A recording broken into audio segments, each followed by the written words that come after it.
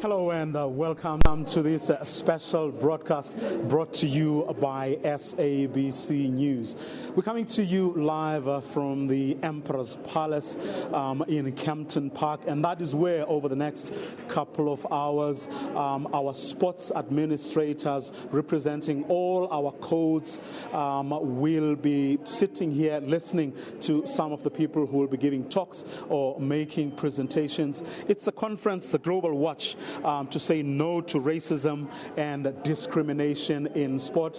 As many of you will know, Tokyo Sekwale is the person who has been entrusted to run with this program to fight racism in sport across the world. They have been tasked with coming up with programs and projects that are going to really take this project forward. Tonight, of course, among the people who will be giving speeches here is the former President Thabo Mbeki, who will be giving his perspective as a former head of state, how racism is to be fought. He will be giving some suggestions, but also sharing some of the experiences he has had crisscrossing the world, trying to resolve the problems of our continent specifically, and how racism has become part of that agenda. Well, without much ado, without wasting any more of your time, let's go straight to the podium.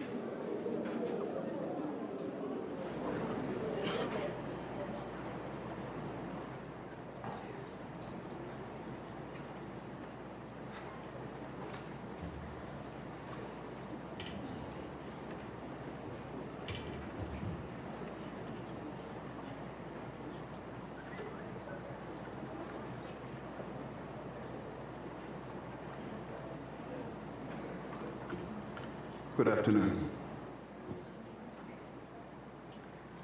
It is remarkable to note that this chamber in which we are gathered tonight represents the core of the conscience of the world sport, uniting against the scourge of racism.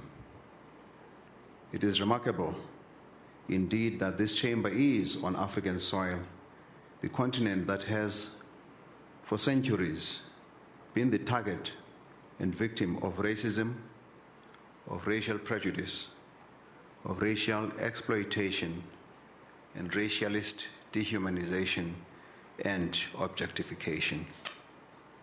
It is remarkable that this gathering is on the custodian continent of the values of Ubuntu, the cultured worldview that recognizes that every human being owes her worth to the intrinsic worth of the other. This is the meaning of civilization. And in the cradle of this civilization, indeed, the cradle of humanity itself, we meet in the presence of the Creator God, who created all of us in God's own image, a creator image, with which men and women become creative in science, in technology, and yes, in sport. We meet in the presence of God, who is love, making love a human fundamental, without which the human race can neither be nor be sustained from generation to generation. It is this love image of God which defines Ubuntu, the foundation of the African worldview. This is the cradle of civilization, the civilization of love through which the human psyche is conditioned for one to be the best that one is created to be. It is said that Greek philosopher Aristotle understood the human mind in this way, that it is tied up together with the human body in a way that ensures that the one has the responsibility to excel in order to sustain that for which they were created. And in the conference that looked at the place of sport in international relations. The authors on Aristotle said the possibility of understanding sport through Aristotle becomes apparent when we think more deeply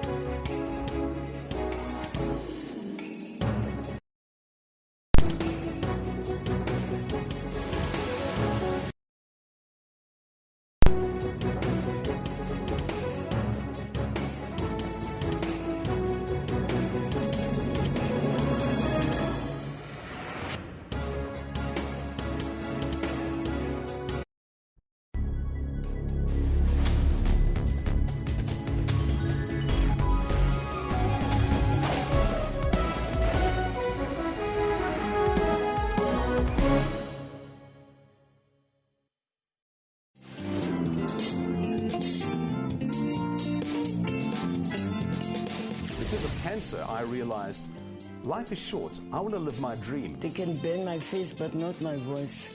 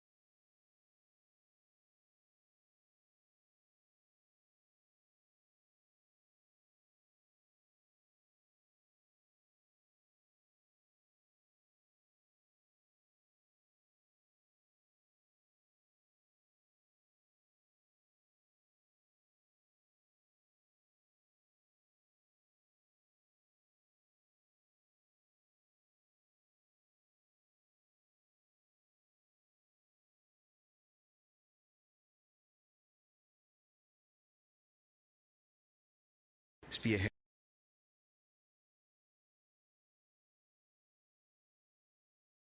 that will be found in individual sport, where each person seeks to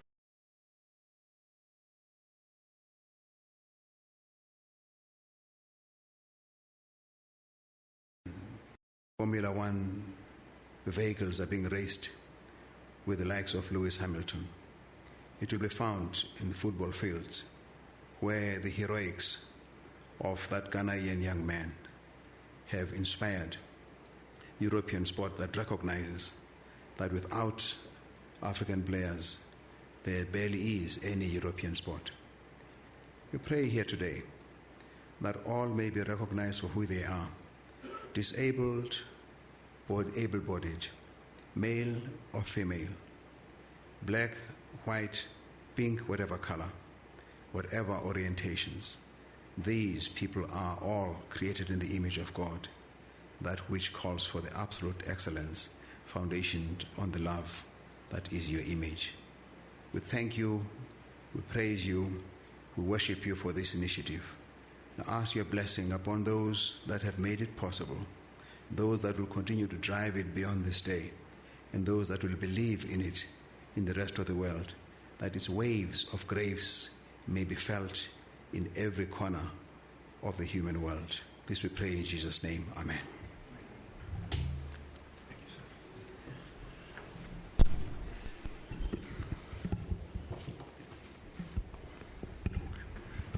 Thank you very much, Bishop.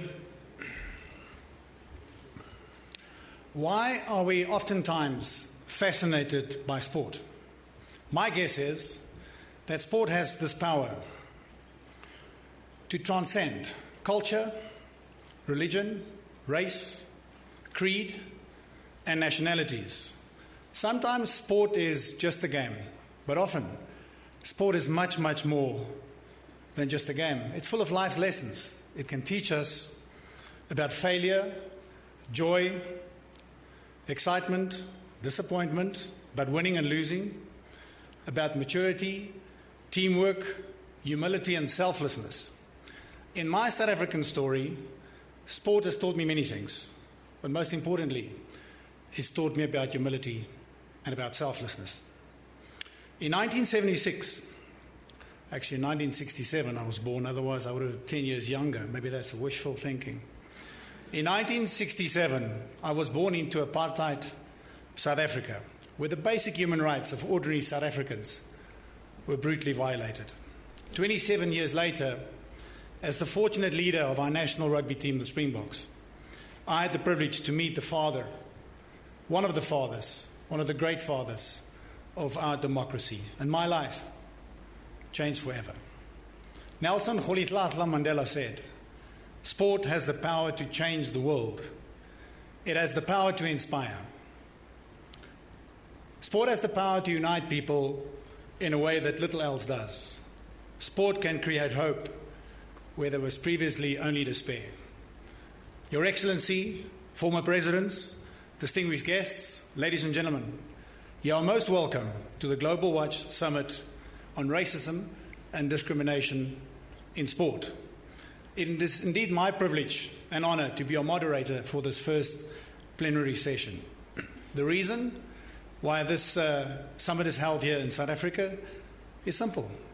It's because of our journey from apartheid to democracy and the role that sport has played in that.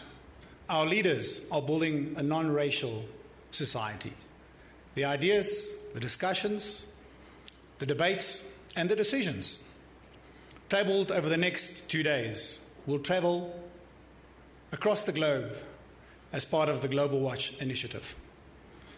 We are on a road that has been well traveled, and we join a journey that started some time ago. It now gives me great pleasure to welcome our first speaker here this evening. In 1999, Mr. Mbeki became the second president of our democracy. One of my favorite speeches ever is, "I am an African."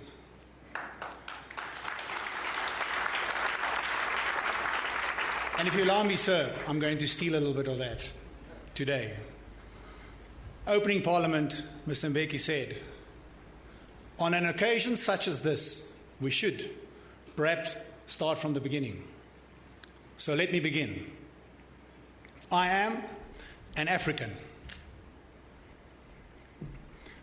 I owe my being to the hills and the valleys, the mountains and the glades, the rivers, the deserts, the trees, the flowers, the seas and the ever-changing season that define the face of our nation and our native land. Today it feels good to be an African. After my speech, I've just been given a note that there will be 2 videos before we will welcome you onto the stage, sir.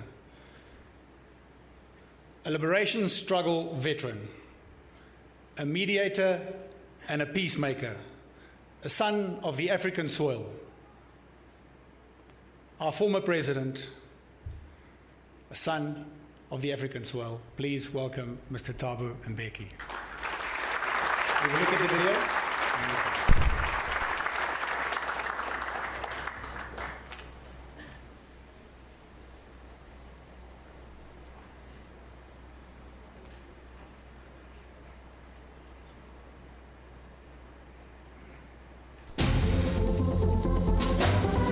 Sport is discipline. Collaboration. Unity. Energy. Harmony. Connecting. Sports is happiness. Hope. Mentality. Perseverance. Opportunity. Character. Sport to me is meant to be inspirational. Sport is transcendent. Happiness. Success. Commitment. Change.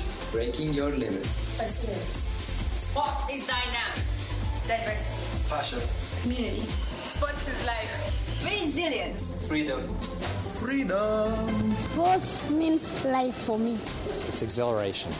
I would say sport means power. Uncertainty of outcome. It's a school of life. Passion. Sport means social. Development.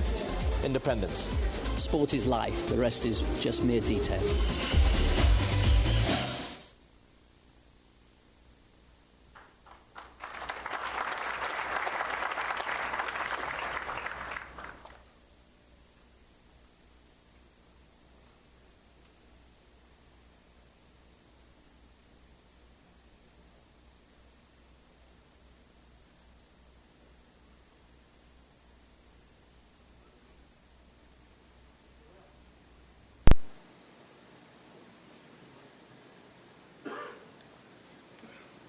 Let's blame that on my shoulders, they broad. And as a former sports person, you know, we're not the brightest species on planet Earth.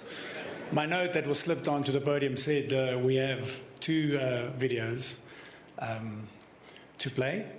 Can we please give this gentleman a rousing round of applause? Mr. Thabo Mbeki. Thank you.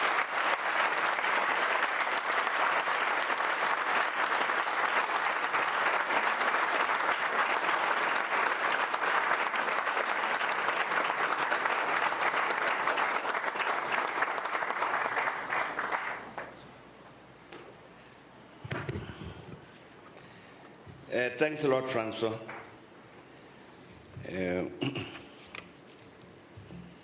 I don't believe what you just said about yourself, about being dumb. I don't think we are dumb at all. But program director and distinguished participants, I'm honored to join the organizers in welcoming and thanking you for taking time to attend this important summit. I'd also like to congratulate the Mandela Foundation, the Doha Goals Foundation, and the Sewale Foundation for taking the bold initiative to form Global Watch with the slogan, "Say No to Racism," focusing on the area of sport. And bearing in mind the seriousness of this matter, I'm certain that all of us will support the proposal to adopt a draft global charter, which will be, as stated, a roadmap based on a basic set of principles to address racism and discrimination in sport. And similarly, I'd like to believe that we'll also support the convening of the national summits, both to finalize the charter and adopt the visualized national codes of conduct, which again, as stated, would govern the conduct and behavior of each country's sportspersons vis-à-vis racism and discrimination. I'm certain that in this context, we will recall the United Nations World Conference Against Racism, Racial Discrimination, Xenophobia, and Related Intolerance, which was held in Durban in August-September 2001. The decision to convene that important conference was inspired by the realization that the blight of racism continued to afflict millions of people across the world. And in its declaration, the World Conference went to great lengths both to characterize the phenomenon of racism, racial discrimination, xenophobia, and related intolerance, and to elaborate a program of action to combat all of these. However, I believe that if an audit were to be carried out to assess what the member states of the United Nations and civil society had done to implement the agreed program of action, it would show that by and large, not much was done by all of these to implement that program of action. I believe that this serves to emphasize the importance of adopting the suggested codes of conduct once the Global Charter has been approved, precisely to ensure that the commitments contained in the Charter are honored, thus practically to strike a mighty blow against racism. And I'm sure no one among us needs to be convinced about the fact that sport has a following that amounts to billions of people. In the end, Global Watch seeks to mobilize not only the sports people themselves, but also these billions, indeed, to show a red card to racism on the sports fields. And the success of Global Watch in this regard would mean the mobilization of these billions into a mass army for the defeat of racism, not only in sport, but also in society in general. Hence, the interest we all share that Global Watch should achieve its purposes. In this regard, it is important that we recall some of the observations made by the peoples of the world gathered at the 2001 World Conference. And in its declaration, among others, the World Conference said, "We recognize and affirm that at the outset of the third millennium, a global fight against racism, racial discrimination, xenophobia, and related intolerance, and all their abhorrent and evolving forms and manifestations is a matter of priority for the international community. And therefore that this conference offers a unique and historic opportunity for assessing and identifying all dimensions of these devastating evils of humanity with a view to their total elimination. We recognize the necessity for special measures or positive actions for the victims of racism in order to promote their full integration into society. And those measures, they said, for effective action, including social measures, should aim at correcting the conditions that impair the enjoyment of rights and the introduction of special measures to encourage equal participation of all racial, cultural, linguistic, religious groups in all sectors of society, and to bring all into an equal footing. I'm sure that these observations remain as relevant and correct today as when they were made 13 years ago. Together, they demonstrate the enormous amount of work which must be done to root out racism, racial discrimination, xenophobia, and related intolerance, all of which continue to afflict millions of people across the globe. And sadly, there is no shortage of examples of the stubbornness of pernicious racist ideas and practices. As recently as early this month, the Ivorian Yaya Toure, the African Footballer of the Year for the last 3 years, who plays for Manchester City in England, complained of experiencing racial abuse. It's a matter that is being investigated by the British police.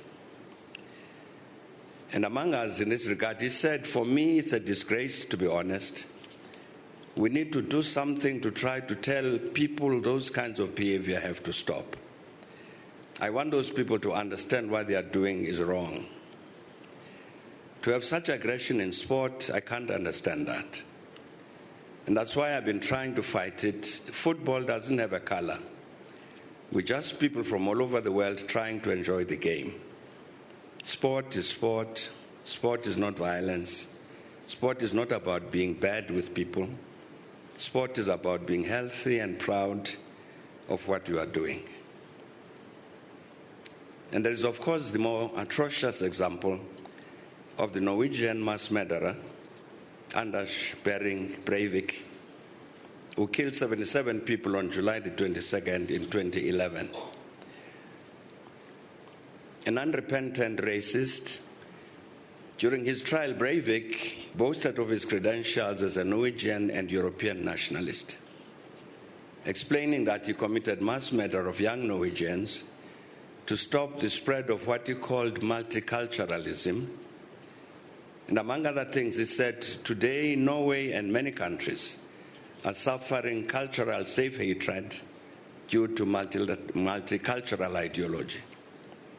It is undemocratic that Norway accepts so many African and Asian immigrants, that the Norwegians risk being made into a minority in their own capital. They will lose their culture, their land and traditions, and Christianity. I and other militant nationalists are 100% convinced that if we manage to stop the multicultural project in Europe, we will save hundreds of thousands of lives. Because if we wait 20, 30, 40 years, the ethnic Norwegians and Europeans will be in the minority. We therefore are not able to wait long. The motives are based on our goodness and not evil. The Muslim enclaves in Europe will grow as aggressively as cancer until one day they constitute a dominant force.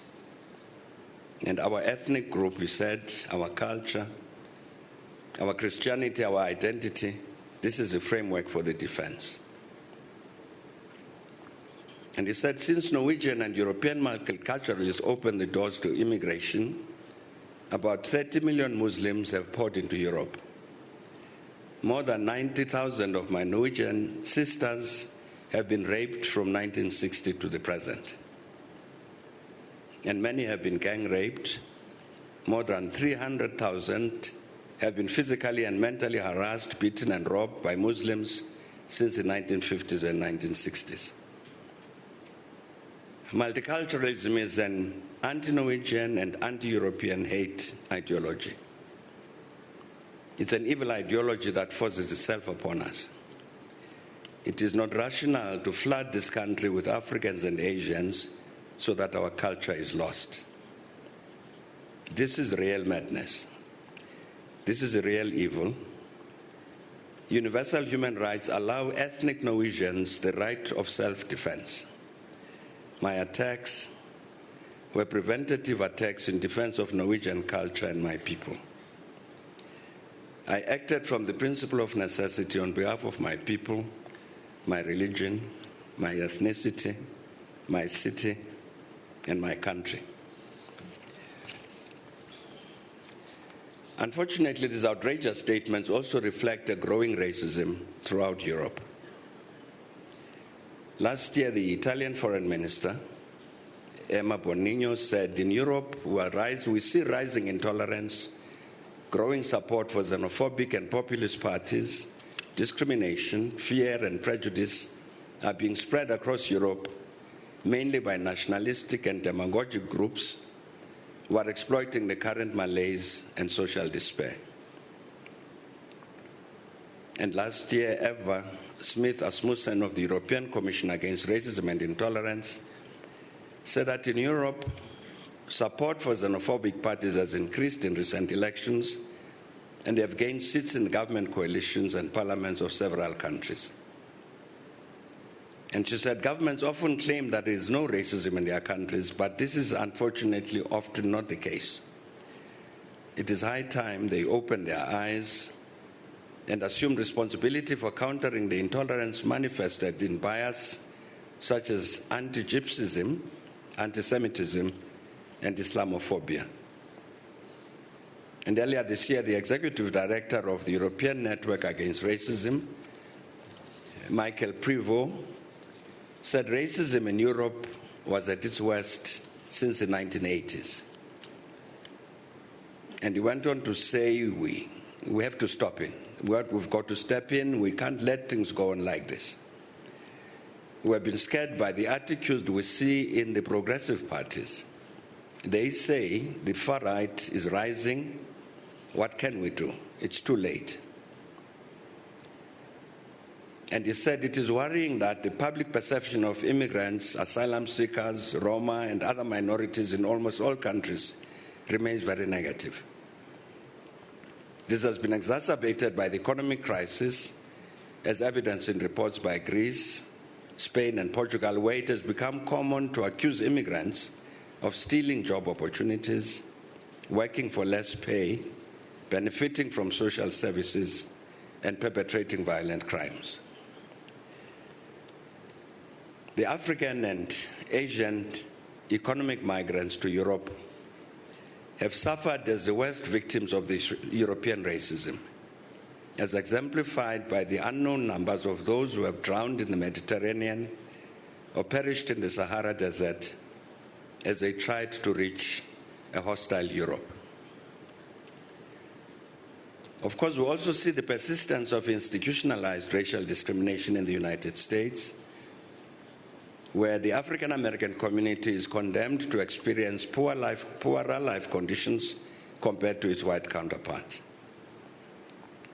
For instance, the highly respected Pew Research reported in 2011 that the median wealth of white households is 20 times that of black households and 18 times that of Hispanic households. And it said that these lopsided wealth ratios are the largest since the government began publishing such data a quarter of a century ago, and roughly twice the size of the ratios that have prevailed between these groups for the two decades prior to the Great Recession that ended in 2009. And they said that they found that in this period up to 2011, there had been changes, as a result of which there had been declines in the wealth that accrues to the minorities. And they said as a result of these declines, the typical black household has just $5,600 in wealth in 2009, and the typical Hispanic household had $6,300 in wealth, and the typical white household $113,000. And I believe that it is not necessary for me similarly to produce any facts and figures to illustrate how far we still are from achieving the objective of the eradication of the legacy of colonialism and apartheid here in South Africa.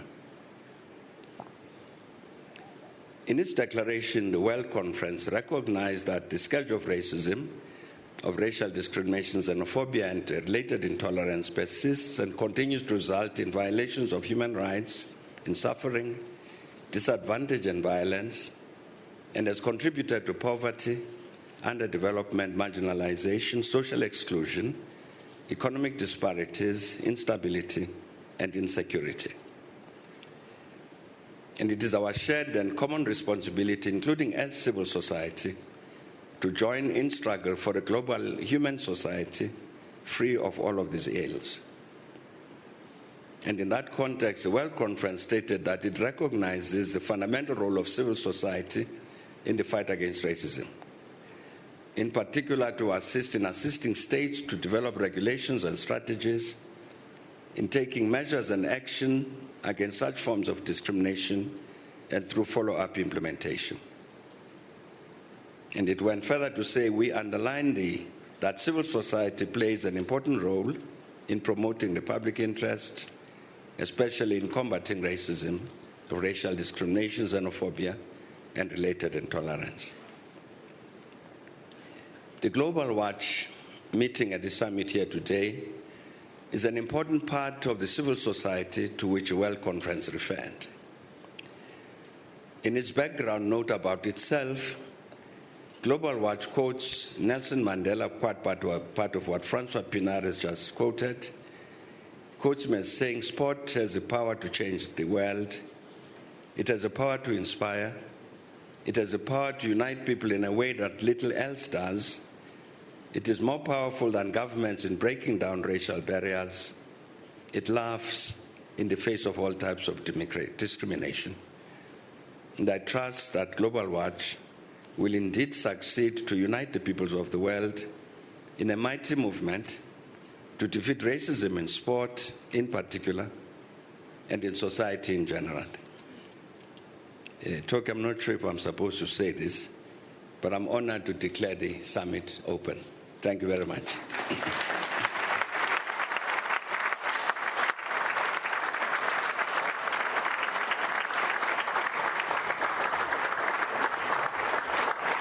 Thank you, sir. We are talking about tough subjects, but the great thing is we've got leaders gathered in this room that actually wants to make a meaningful impact in changing this tough subject and eradicating it. I was in the speaker's room sharing injuries with our next speaker. He's an athlete. I never called myself an athlete because when we reminisced about how good we were in our young days, I reminded him that the difference between my jogging pace and my sprinting pace was a mere facial expression. There was nothing more to that. A runner, a marathon runner, Wilfried Lemke, currently serves as United Nations Secretary General, Special Advisor on Sport for Development and Peace. He was appointed to the position by the United Nations Secretary General Ban Ki-moon on the 18th of March 2008. Mr. Lemke has extensive experience in the arena of sports and politics. A former director of a professional football club in Bremen and in charge of education policy, Mr. Lemke has a degree in educational science and sports for the University of Hamburg. Please, let's welcome him to the podium and listen to his message.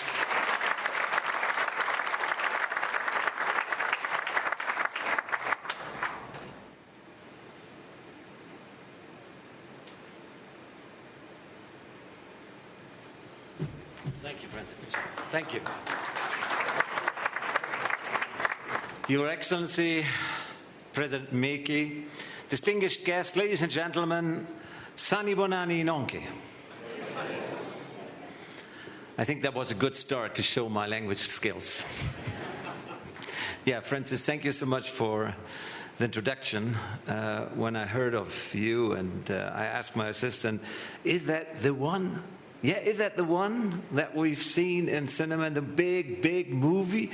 And they went to the internet. Yeah, Mr. Lemke, it's Francis. And I said, I'm so happy to meet this hero of world sports. So it's wonderful to be here with you all together. First of all, of course, and allow me to say warmest regards from the Secretary General Ban Ki-moon from New York.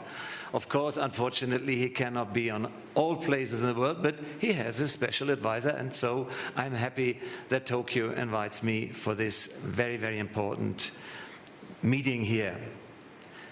President Mbeki just said we had good resolutions. He mentioned the resolution from 2001.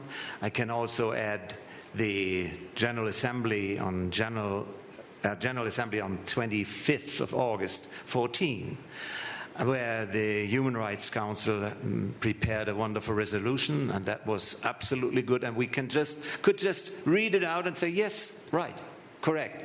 But this is the feeling for many people working for the UN, that the implementation of our goals is not so good as our resolutions. If you read this declaration from August 2014, you would agree. But what did we do afterward to implement all our goals? So I really hope that this initiative here from this country will spread out all over the world. But what is the core problem for me as a quite old man, working always in sports and politics? The main problem is education.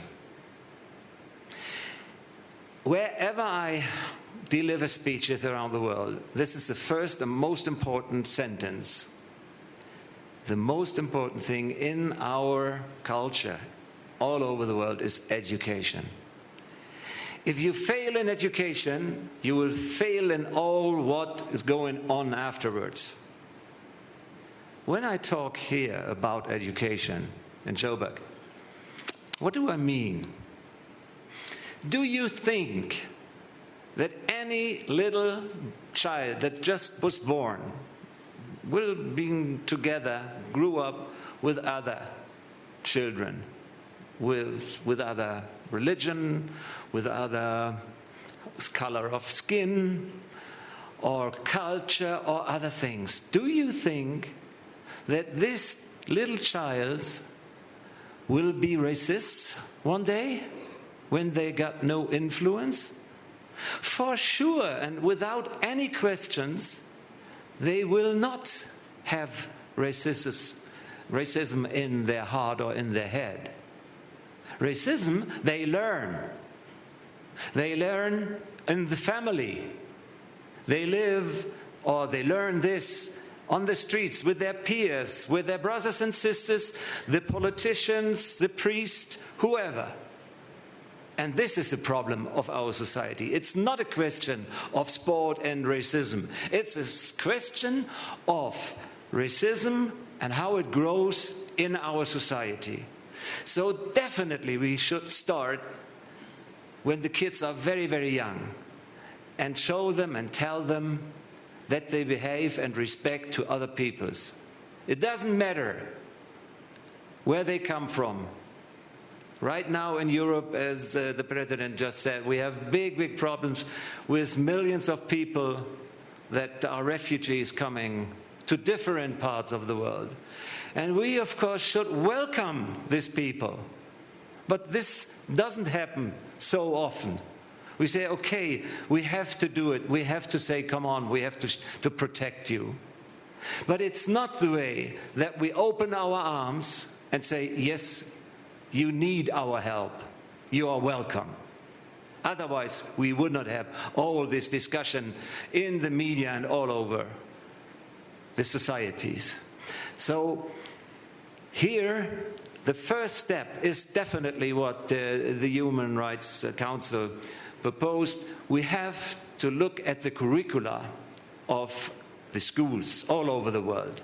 And it has to be part of education that we teach the people to live in respect. And I'd say very clearly, not intolerance. The meaning of tolerance is different. That means, okay, I nearly suffer about this. Okay, I live in tolerance. No. It must be respect. I respect my neighbor if he has another religion or another color of skin. And this must be all over the world the same. Respect our neighbors. Respect them on the field, on the pitch, wherever you meet them. And don't exclude anybody. Millions of people with a disability are excluded of society around the world. I know about what I'm talking. 10% of the world population live with a disability. And we should open their houses and allow them to go to the streets and become a precious member of our society. This shows a real good government who opened the houses for persons with a disability. They are isolated. And what does it mean for a child to be isolated? Allow me just to give you one example. What I saw when I've been in Vietnam some months ago.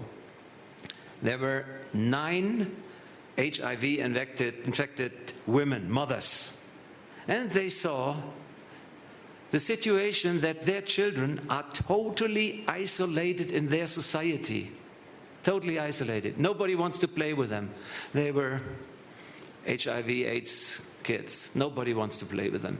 And this bold, brave, wonderful mothers created and implemented a football group in this small village of Vietnam near Haiphong. Wow, how strong they are.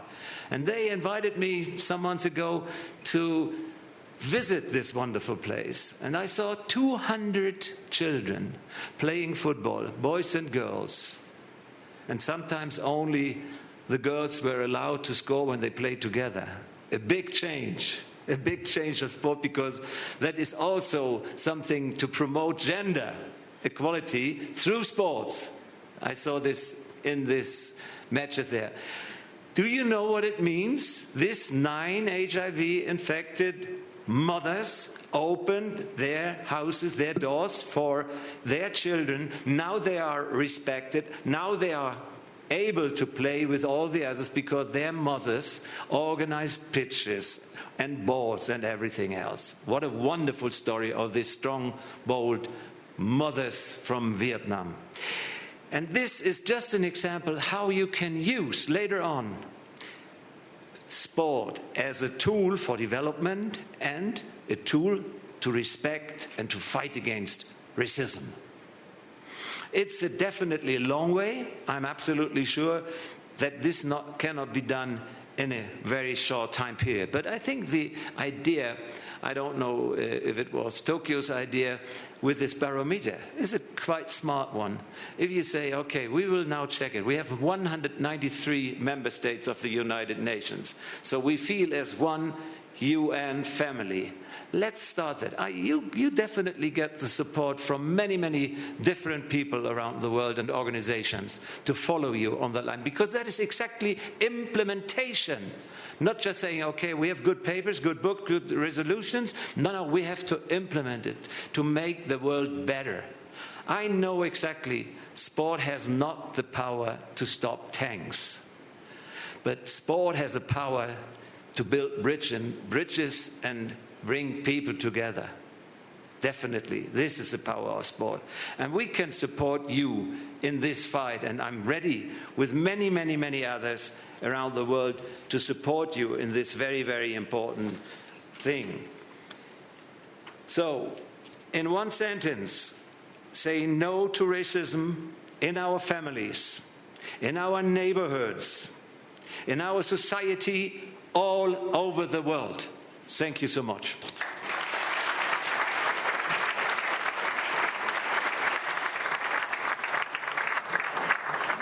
Thank you, sir.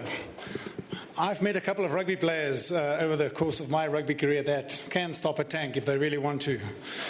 Quite aggressive and dangerous. We're going to listen to a message from FIFA President, Mr. Blatter, and then followed by Thomas Bach, the President of the IOC. And we've pre-recorded that because we just don't want any technical glitches as we live tonight. But before I do that, there's another president in the room, and he's the president of SAFA. Mr. Danny Jordan is sitting here, and I spoke to him earlier, qualifying for the African Cup of Nations. What a wonderful game, and on the weekend, outperformed. Fantastic. Thank you very much, sir. I look forward to repeating what we did in 1996, and I can say I was there. Let's please listen to and look at this video.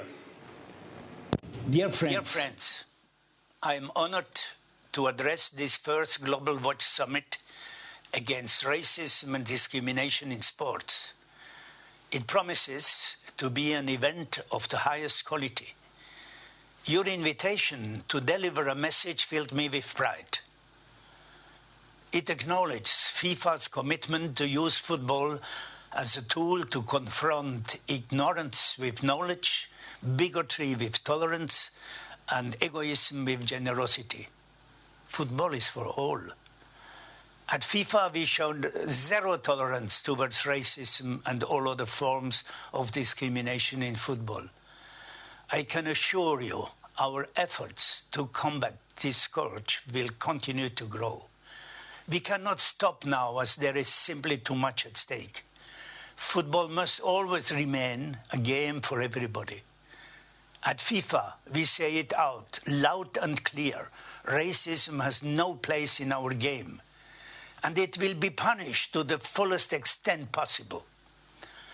The 63rd FIFA Congress approved a far-reaching resolution against racism and discrimination, and FIFA is bringing it to life as shown by the decisions taken by the FIFA Disciplinary Committee in recent cases. It is now up to the confederations and member associations to follow FIFA's lead. It is great to see more and more partners getting together to tackle racism and discrimination in all kinds of sports. And I would personally like to congratulate my friend Tokyo Sekwale on taking the lead in this matter. Ladies and gentlemen, I wish you stimulating discussions, productive results, and all in all a very successful event. Say no to racism and discrimination, but let's do it now.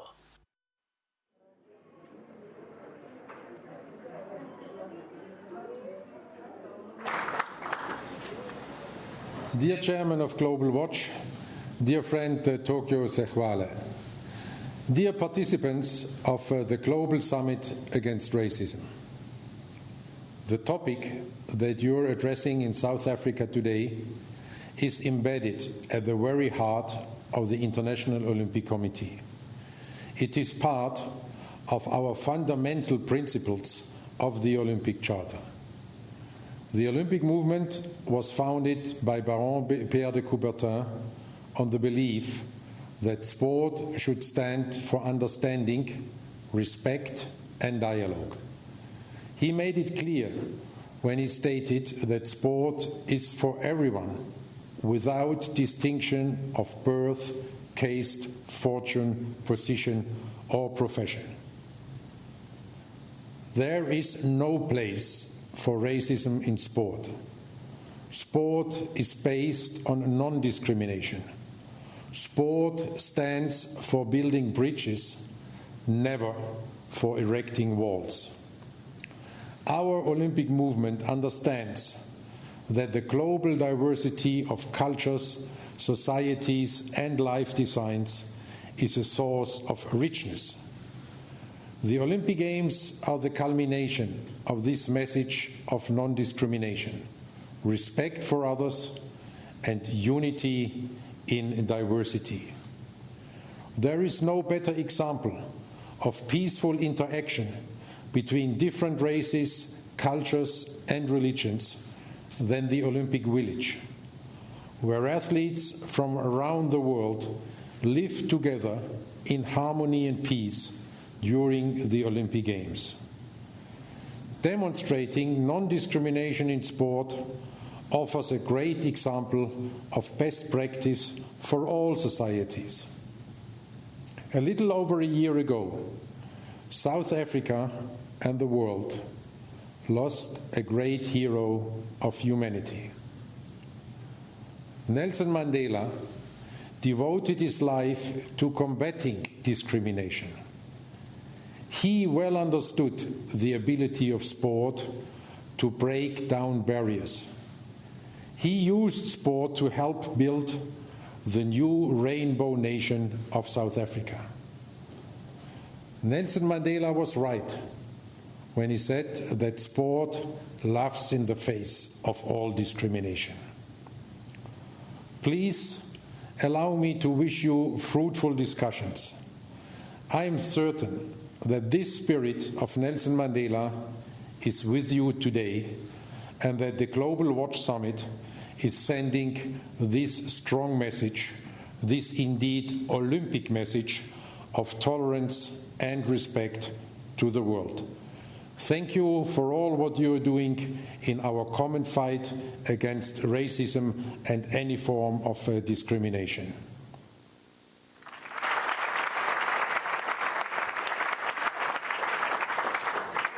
Sport is indeed powerful. Remember this weekend when we three-peated.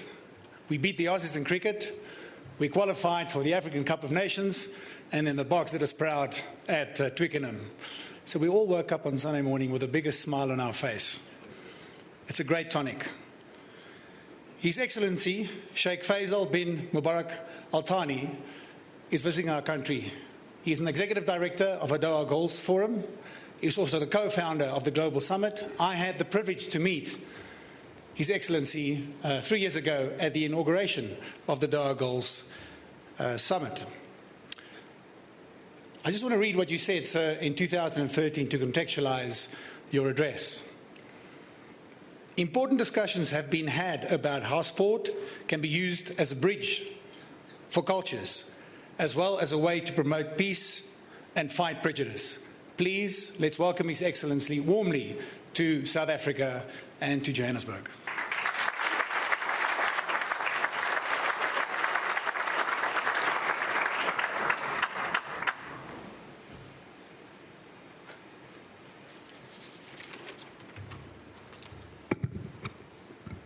أصحاب الفخامة، أصحاب المعالي والسعادة، السيدات والسادة، يطيب لي أن أرحب بكم في القمة الأولى لجلوبال ووتش، قل لا للتمييز ولا للعنصرية في الرياضة. كما يسعدني أن أعبر عن مدى امتناني مشاركة الزعماء السياسيين والخبراء والرياضيين والطلاب في هذا المنتدى العالمي. من أجل التفاعل وتبادل الأفكار حول الدور الهام الذي يمكن للرياضة أن تلعبه في تطوير مجتمعاتنا، وحول العوائق التي يمكنها أن تعترض هذا الدور. لقد التزمت مؤسسة منتدى الدوحة الرياضي الدولي منذ أول يوم في إطلاقها بإحداث فارق حقيقي باستخدام الرياضة كأداة للنماء الاجتماعي والاقتصادي عبر طرح المبادرات والحلول والأفكار الإبداعية.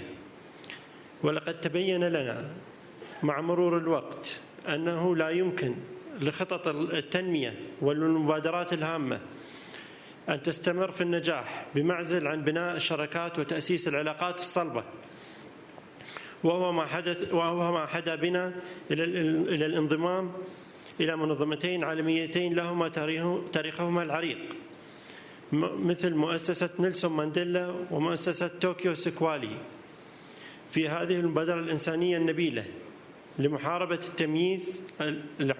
التمييز ومناهضة العنصرية، وهي أخطر آفة قد تهدد الرياضة وتحيد بها عن مهمتها المتمثلة في جمع الشمل والتغيير نحو الأفضل. Global Watch هي دعوة للمشاركة الجادة من قبل جميع الأفراد حول العالم على اختلاف أعراقهم وألوانهم لاتخاذ موقف حازم في وجه التمييز والتعصب العنصري. هذه الآفة المسيئة للإنسانية والتي تزداد انتشاراً وتعمل على تحويل ملاعبنا وتجمعاتنا الرياضية من ميادين المنافسة الشريفة إلى بؤر للتمييز ونشر الكراهية. وأنه لا يسعدنا أن يكون هذا التوجه النبيل والذي أعلنا عنه في الدوحة في المؤتمر التمهيدي شهر يونيو الماضي قد استطاع أن يجلب إليه العديد من المنظمات الدولية والشخصيات الرائدة في عالم الرياضة، إضافة إلى النشطاء المناهضين للتمييز والعنصرية والعديد من الزعماء السياسيين. وما يسعدنا أكثر أنهم جميعا مصممون بكل ما يملكون من شجاعة أدبية وإمكانات مادية على مواجهة هذه الآفة الخطيرة. أن قمتنا هذه تسعى إلى وضع ميثاق عالمي لمحاربة العنصرية والقضاء على التمييز في جميع أنواع الرياضة من خلال وضع قواعد عامة تستسقي منها الهيئات الرياضية في كل بلد ما يناسبها من تعليمات وضوابط للسلوك الذي يحكم الرياضيين. كما تسعى القمة من خلال تفاعلكم إلى وضع الخطوط العريضة لآلية قياس مدى الالتزام الدولي بالمبادرات، وهو ما سيتم تطويره لاحقا بشكل تفصيلي دقيق من خلال الاستعانة بشخصيات ووكالات مستقلة وذات مصداقية دولية لتكون أفضل أداة لرصد وتحديد التحديات وقياس التقدم المحرز. وفي الختام يطيب لي أن أكرر لكم شكري الخالص متمنيا لقمتنا هذا كل التوفيق، والسلام عليكم ورحمة الله وبركاته.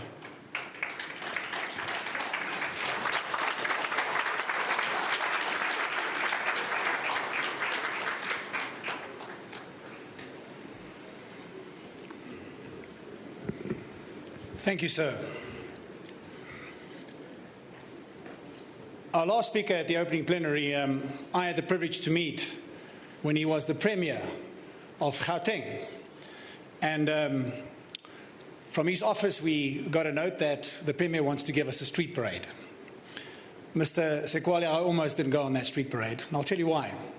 Because I thought nobody would pitch up. I thought it would be embarrassing. We'll get on this open-top bus. We'll drive through the streets of Johannesburg, and there might be our family and friends that's standing there. So I said to the boys, this is risky. It was probably one of the best days of my life. That day when we drove through Johannesburg, I saw the Rainbow Nation alive. I saw people smiling. I saw people cheering and being happy. I saw hope. I saw the power of sport firsthand because of you. And I want to congratulate you with this initiative. Whenever I see you, you always have this beautiful smile, and I see hope. I see moving forward. So congratulations on all the initiatives. You've been a pillar of hope for a lot of South Africans, and we will say no to racism. We will say no to discrimination because of you and because of His Excellency. Please come and share your views with us.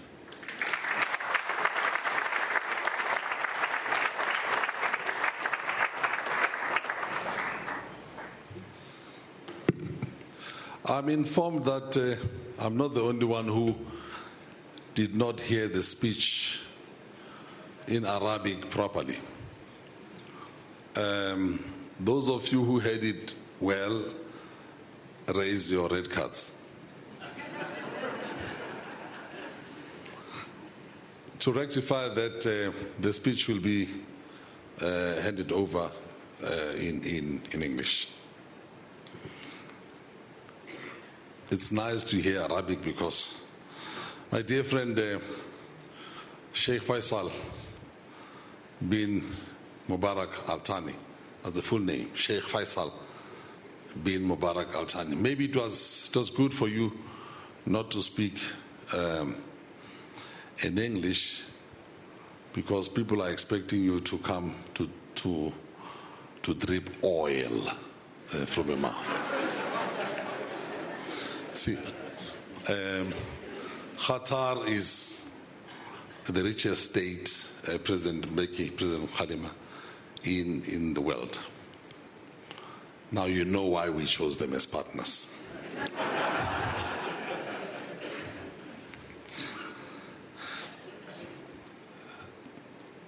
Thank you all for coming here and for wrapping your hands around this initiative. We are on the second leg because the launch of Global Watch was done in Doha, the capital city of Qatar. The first organization to wrap its hands around Global Watch, a partnership of the Doha Goals, the Mandela Foundation, and the Sokhari Foundation. The very first person to say, this is right, is here, and she'll be speaking at the dinner tonight. It's none other than our own homegrown, I'm going to say lady,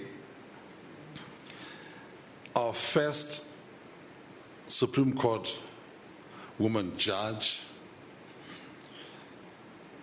She also became a member of the International Criminal Court. For those of you who do funny things, you know where you'll end up.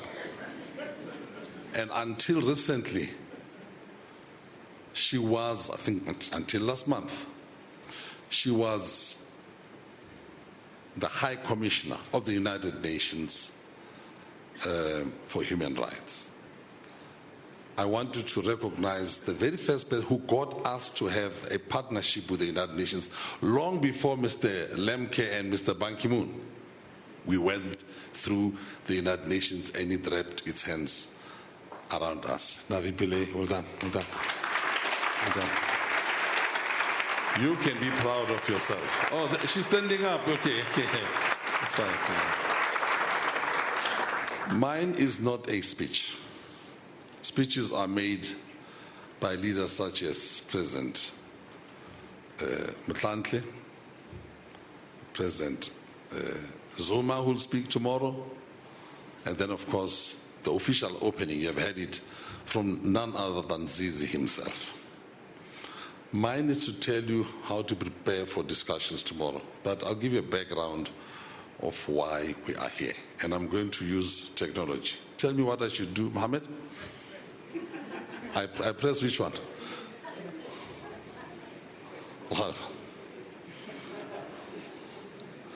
I press the green one? Yes. Mohammed is from Qatar. Give him a round of applause. He's from Qatar.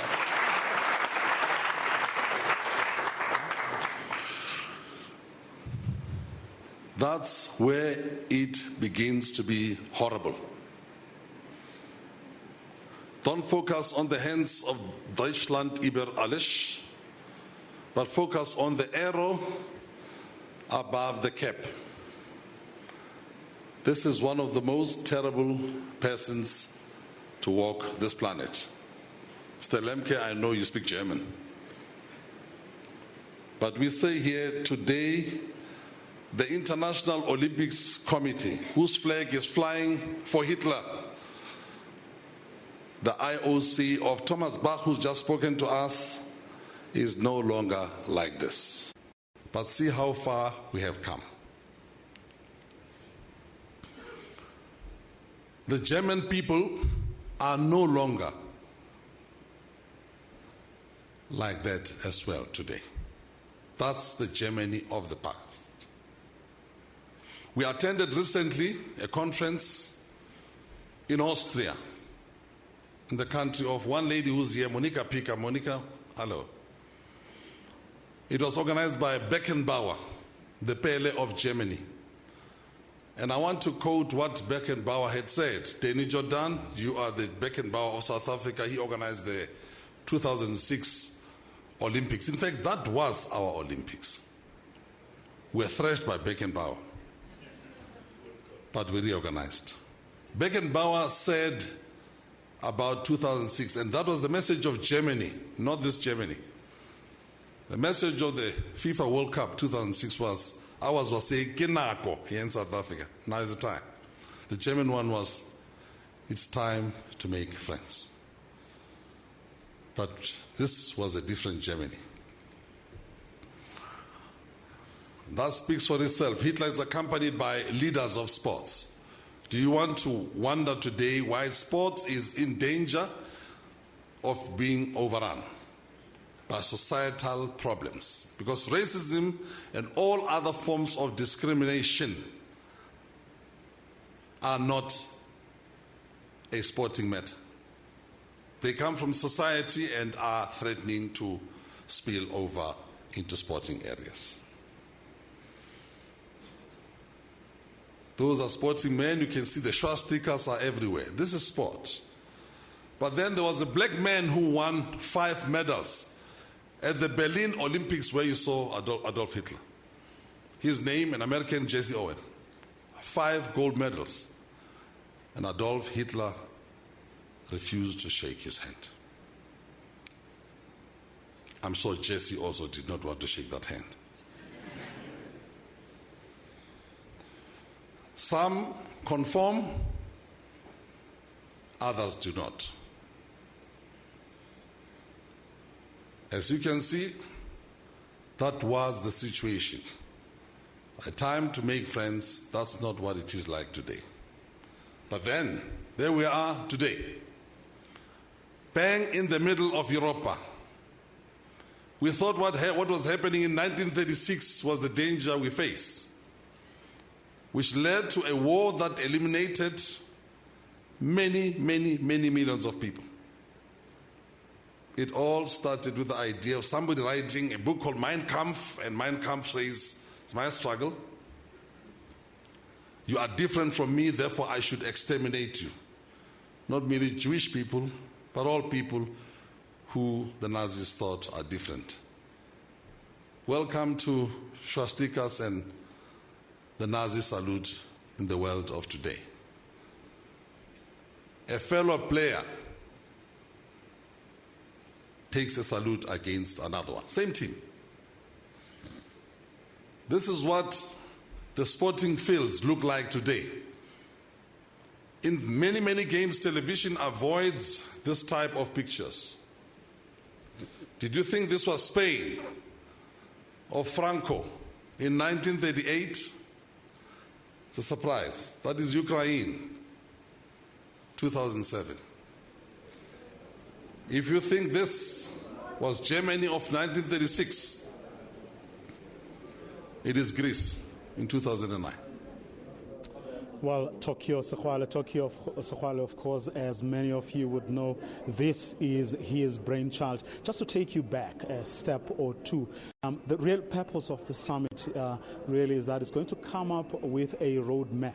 Now, that roadmap is going to inform programs and projects across the world that are going to be dedicated to really eradicating this scourge of racism that continues to plague sport across the world. So we will, of course, be bringing you the opening session of day 2, which will be tomorrow morning around 9 a.m. That's on channel 404. However, before then, Morning Live, our breakfast current affairs program, will be bringing you some of the people who are speaking here today, but also other people will be playing will be taking other responsibilities in this initiative. So don't miss Morning Live tomorrow tomorrow morning, as well as our special broadcast that starts after Morning Live. From me, Vuya Mboko, and the rest of the crew, it's goodbye for now. After this, it's the news.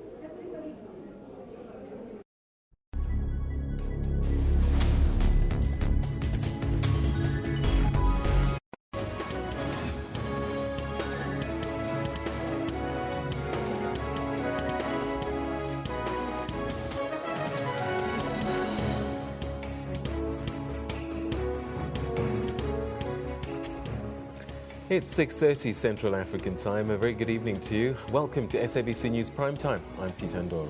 And I'm Natasha Thorpe. A very good evening to you. Thank you for joining us. Let's take a look at what's coming up in your headlines. COSATU's leaders smoke a peace pipe as serious work gets underway to patch up differences with expelled NUMSA.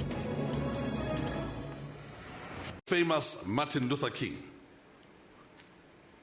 It is a boxer. Young Cassius Clay changed his name to Muhammad Ali. He decided to take a stand. He was being sent by his country to go and fight in Vietnam.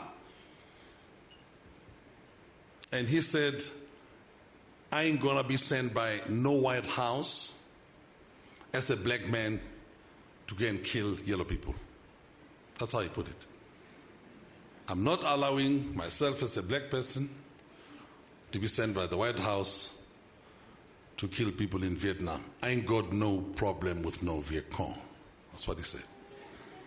Am I putting it right? I think that's how.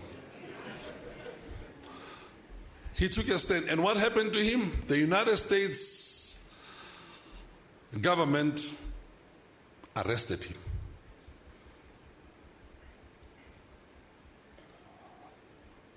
The United States Boxing Federations stripped him of his title. He fought very hard to defend himself, and pleading that he's Muslim, he's a conscientious objector, he won the case. For those of you who don't know, Muhammad Ali was arrested for taking a stand, because people do take a stand. The Williams sisters, they've been called niggers in their own country, in Miami. Somebody 2 weeks ago called them brothers. And the same person would not call Kodnikova names in Russia. This picture shows them walking off the field. You can see they're just waving. They say, we're not sisters, we're not brothers, so we're not niggers, we're not brothers, we are sisters. It happens in different games. Somebody will say, Japan, I'll quickly pass that one because I'm Tokyo.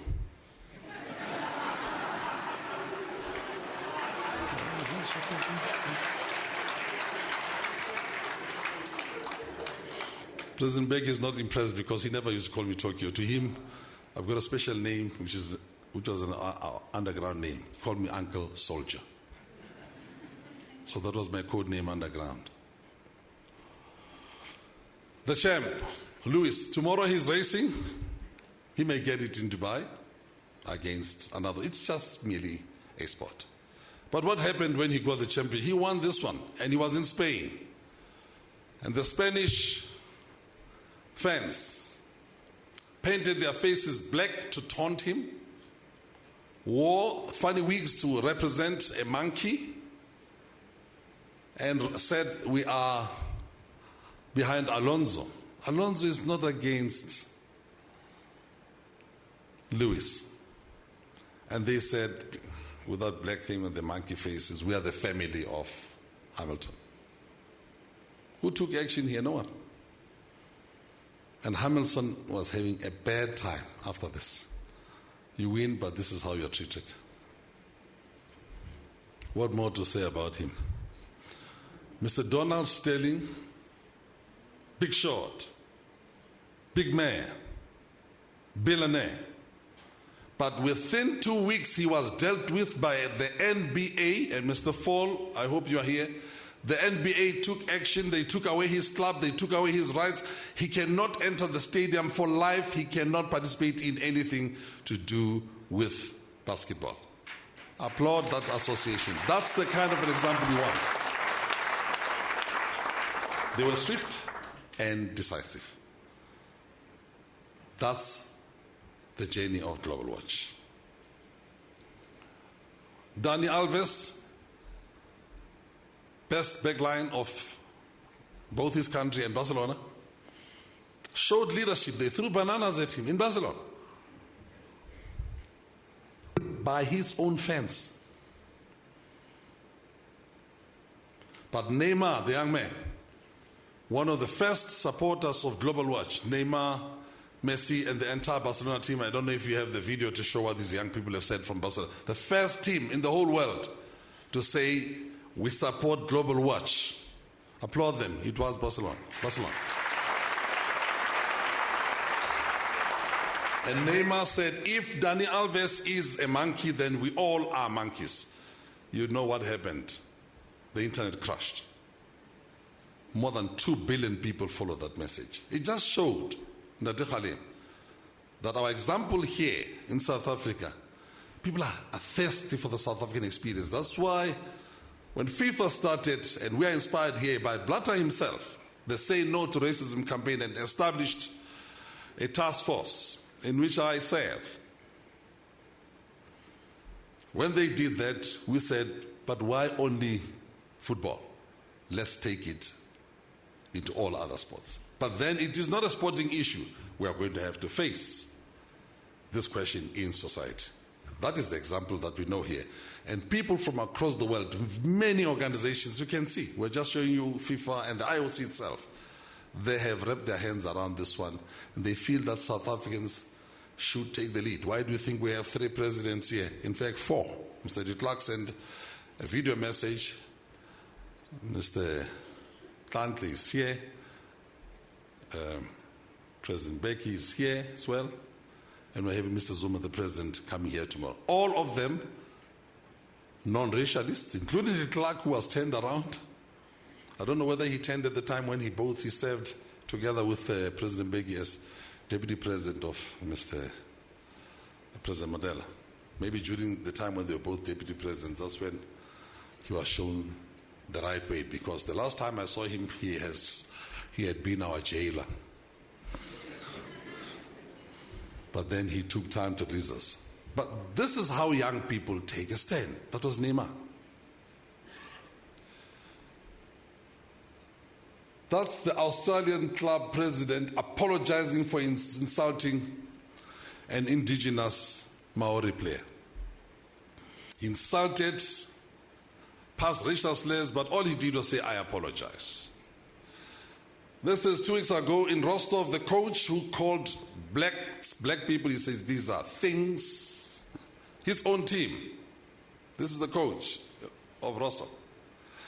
He said his own players, when somebody said, would you sign more black players? He says, I've got 6 of those things already. And he said, I think since the arrival here, my players are getting feverish. I think it's Ebola. And when the world went, what? And he said, I apologize. This is Carlo Tavecchio. I refer to him, president of the Italian Football Association, elected by over 60%, 63-something%, a week after making a racial slur against players. I apologize. Kevin Boateng, one of the top players, had said, we must confront racism. That's what Global Watch is trying to do. People are taking a stand. And all in all, this is the back page of one of the British tabloids. After Toure was racially abused as a player of Man City during a game with Shiska, again in Russia, which is supposed to be hosting the World Cup. It summarizes what we are saying. It is a disgrace. In 2006, so this is not just a Johnny-come-lately thing. In 2006, that's when we unfurled this banner. In the same stadium where Hitler was, 70 years later. That's when the Say No to Racism in football started. Today we are saying as Global Watch, say no to racism in all sport. So this is not something new. And President Mbeki, if we check the website of the ANC, you'll find that you wrote a very nice piece about this. I know your researchers, some of them are here. You wrote a very nice piece about this initiative. But that time it was aimed at football. This time Global Watch says it's in all sports, but it's also a societal issue. How should we approach it? Where does racism come from around the sporting field? I'm going to take you slowly so that you can see what we have. It's player versus player abusing one another. It is teams, Danny, teams, which take a stand, like the Zenit team. Zenit is in St. Petersburg, where some of the people in Zenit wanted to vote that there should not be any black player, no Japanese, no nothing. Sometimes it is the whole team. It is owners of club. Because it's my club, I can do what I like. If it's a black player, it won't play here. I buy a team, I find black players, they're out. And somebody says, if Shinji Kagawa from Japan, I'm not going to have Shinji in my club. But it is also coaches. This Global Watch structure was created a year ago, long before this coach from Rostock. It is coaches. One coach in one country in Europe, they were trailing in a particular sport. As they were trailing during the break, and this coach was asked, so how are we going to cover up? And he says, what can we do? I cannot do anything with these black monkeys here. I need better players. That's a coach. It is associations. It is confederations. It is sponsors. This one is a very deadly one. This is what makes people not move in the fight against racism. We have done our work very carefully. This one is a real one. Where Drogba will say, hey, let me not get involved, because if I do that, my sponsorships are gone. Because the sponsors are saying, you're getting involved in this thing, it's all gone.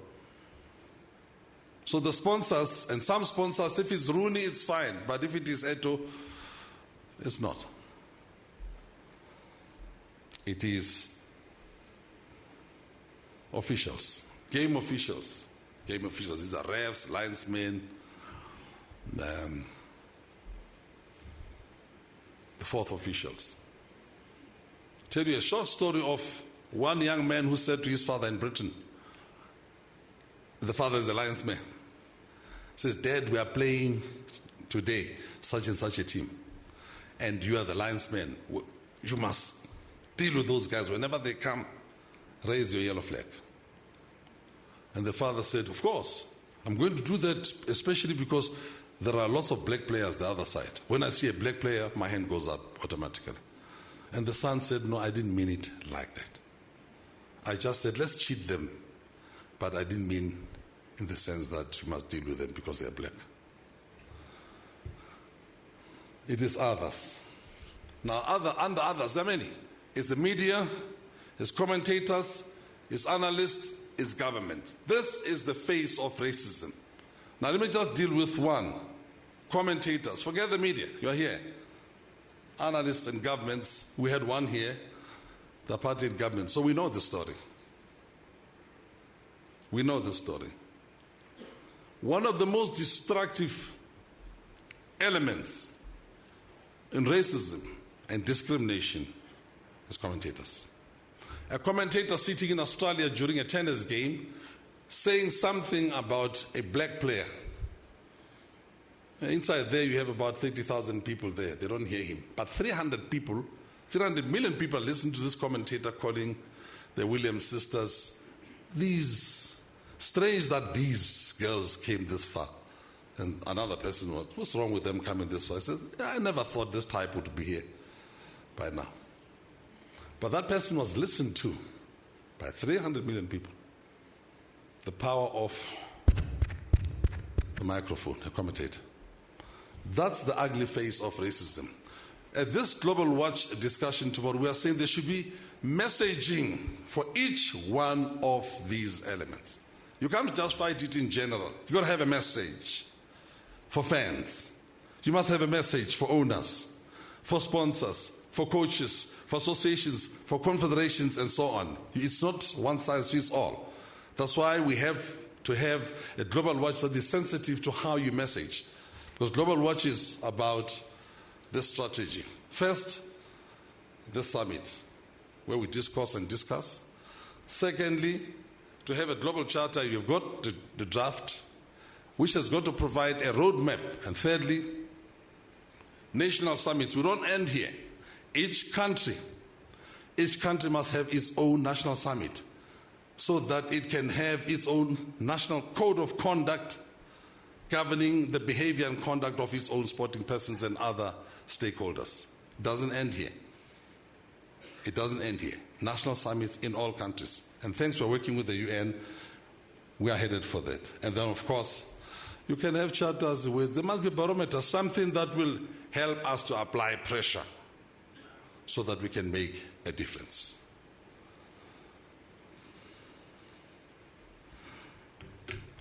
Nelson Mandela has been quoted extensively. Sport has got the power to do all type of things. This is also a Nelson Mandela legacy project. That is why the Nelson Mandela Foundation is here with us. You will hear from the chairman of the Nelson Mandela Foundation, my chairman, tomorrow when he speaks on the same stage here with Jacob Zuma. We see this as a Nelson Mandela legacy project, and it's only a few days to go before we remember that he has left us. So this project remembers him, but it says to the world, for a better world, for a non-racial world, for a world long beyond sport, a world where we can live in harmony. But of course, we have a choice. We can sit back, chivo ni chivo, they say in Russian. You can sit back, don't worry. But if you do that, then others move in. And they come with their caps, and the flags are broken down, and crystal glass starts to break. People don't talk to one another. John Terry doesn't talk today with Rio Ferdinand. They also don't talk to one another with Cole. Relationships are breaking, but it goes beyond. Nations are facing one another. Ukraine cannot play with Russia anymore. Albania and Serbia and Bosnia. We have situations. And of course, here's Morocco. It wants to host, very ironic, Morocco wants to host the FIFA World Cup, World Clubs, in December. But then they closed down the African World Cup. We say it is inescapable for interpretations to be made why Morocco is doing that. Why Morocco wants to shut this one, because so many blacks come from West Africa. We know. Now, racism doesn't come the way apartheid did here, passing laws institutionally, constitutionally. It takes the form that is so hurtful to some of the players. They don't know what to do. That is why we're here.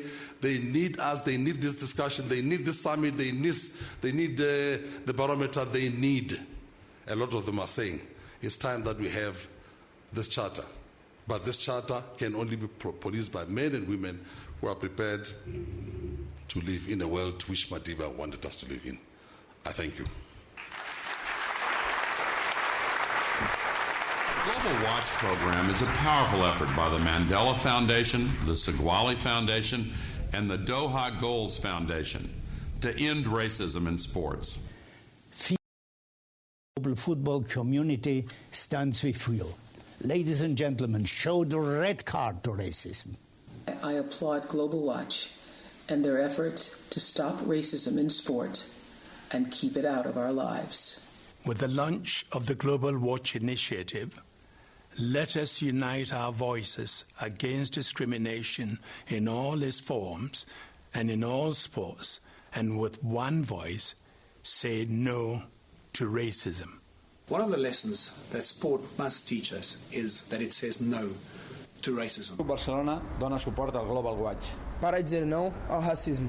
To say no to discrimination in the sports across the world. El deporte une a los hombres. Et ceci est le véritable esprit sportif. Let's do it for Nelson Mandela. Sport has the power to change the world.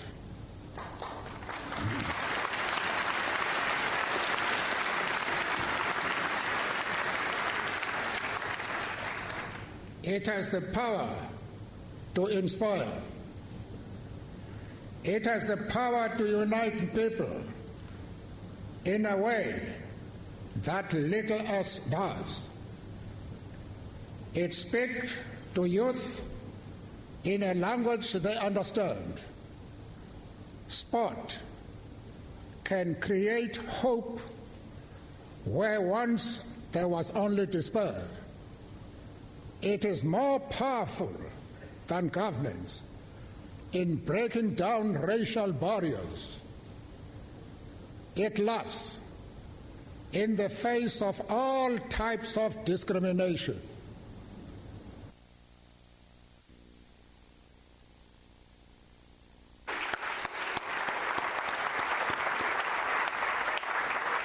I'm probably the luckiest sportsman ever, and I don't say it glibly. I had the incredible privilege to stand on a platform with one of the greatest leaders the world has ever seen. And I wish I hugged him. I wanted to, but I thought I shouldn't do that because you don't hug statesmen. The world is full of great people, but there are some bad apples too. And the only thing necessary for the triumph of evil is that good men and women stand around and do nothing. When you debate tomorrow, be wise, be vigorous, understand that sport has a power both ways, can go both ways. Be real leaders. Look in the rearview mirror and understand what success will look like. Great moments have been shared, and I had the greatest smile when the Blue Bulls went and played in Soweto, in Orlando, and again, I saw the power of sport. Thank you, ladies and gentlemen. Enjoy your evening.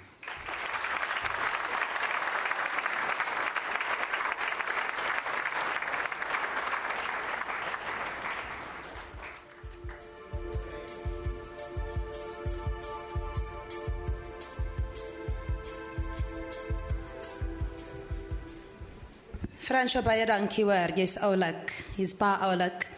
So a friend of mine says on Twitter, maybe the only way we can deal with this issue of lack and inequality when it comes to the sharing and the spread of the wealth of the country is for single black women to simply marry old white money.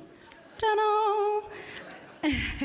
So won't our problems be over? But we may take it lightly. Our democracy has been hard fought for, and we are privileged to be in a room with stalwarts, politicians, and our principalities who brought us where we are today. As a daughter of the soil, born and raised in Guatemala Springs, for me to be in this room in itself is a miracle. So I'm really, really privileged. And we hope that going forward, our children would be able to give them a world that is not tarnished and tainted with prejudice and discrimination, that they will go forward and go on the content of their character. So thank you, Fransjo. Jy is nogal oulik hoor. As jy getroud.